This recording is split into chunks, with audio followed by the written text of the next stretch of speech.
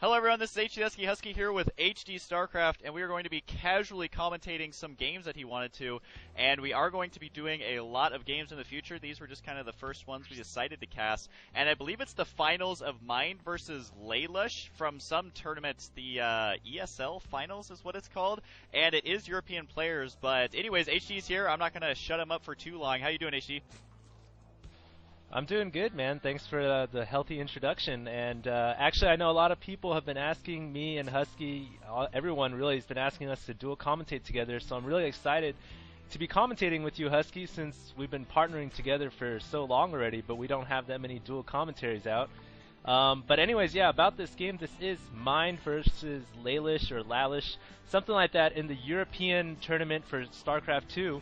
And so this means that this is an extremely high level of play, and a lot better than what you guys would see on my channel or Husky's channel. No offense to you, Husky, but this is going to be some high-level play, and I'm excited to be commentating this because this is what myself and Husky will be doing once StarCraft 2 goes live. Yeah, absolutely, and I do want to mention right off the bat, no, it is not Mind from Korea, the Terran player, which is just kind of ironic that he's Terran in this one as well. But it is going to be European players, and one thing I want to mention is that this is also from March 2nd, and the time we're recording this, I think it's the 6th, and a lot of people may be like, well, that's only, 4 days, but they are just cranking out patches like crazy, so there might already be different stuff in this matchup than what's actually in the beta right now. But either way, that should not deter from the game. The only thing that's deterring me is all them speaking in some weird language. I honestly don't even know what language they're speaking. I'm sure someone can make fun of me in the comments. But yeah, it is a Terran versus Zerg, and it should be pretty fun. Like HD was saying, probably pretty high-level play here for both players. It does look like Mind is walling in at the expansion, which actually on this map you can wall in pretty easily at the top of your ramp. And so I guess he is going to be expanding right away, which a lot of the newer players don't actually realize that StarCraft 2 is going to be a heavy macro game as well. And so we'll probably see two-base play, I would assume, from the Terran, but who knows, man.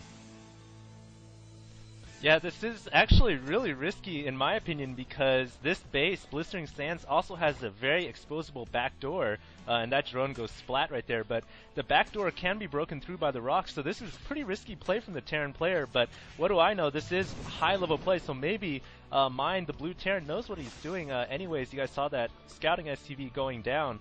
But yeah, I think that this, if Mind can capture this expansion, this can pay off really, really well for him. And this Overlord might go down as well. Oh, it's going to be close. I wish the Observer could select the Overlord so we can see it. By the way, we are not doing the observing for this, and the Overlord does go down. So I think right now that Laylish, I believe who's the red Zerg, is a bit far behind. He's going to try to get in with his Zerglings here. But yeah, what do you think, Husky? Do you think this is pretty risky, or do you think this is going to pay off for Mind in the end?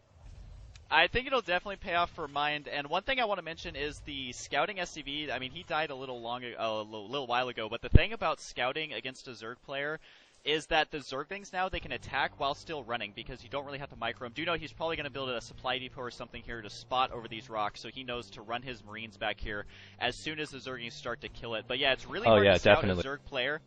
And because the Zerglings can kill your SCV without any micro, so no, that wasn't sick Jaedong-esque micro there that we were seeing. The Zerglings, and they run faster on creep too, so it's really hard to scout. A little bit easier for Terran because, of course, they get those scans, which they aren't going to use because they can use the energy for mules as well. But when push comes to shove, a Terran player rather can see exactly what's going on. And I do like how he's using these supply depots, raising them up, trying to tempt those Zerglings in there, and also allowing the Marines to get in and out quite easily. One of the neat things about this, and the very fast expansion is going down, so I think it really will pay off. I mean, the Terran player is expanding ahead of the Zerg player, but you also got to remember now that Zergs have queens, so they don't actually need to expand super early like they do in StarCraft 1. Very good point, Husky. Actually, I forgot to mention that the Zergs do have a queen, so actually fast expanding for the Zerg is a little bit out of the question now. At least you want to get your spawning pool first and get the queen out. But anyways, we'll see how this plays out. Definitely Mind is going to have a slight economic advantage going into this battle when the first battle does occur, simply because unusually he has grabbed a very fast natural expansion. Meanwhile, he's also getting the 2 racks as you guys saw earlier, and the Zerg player does have a lair, a Comstat going down anime attack.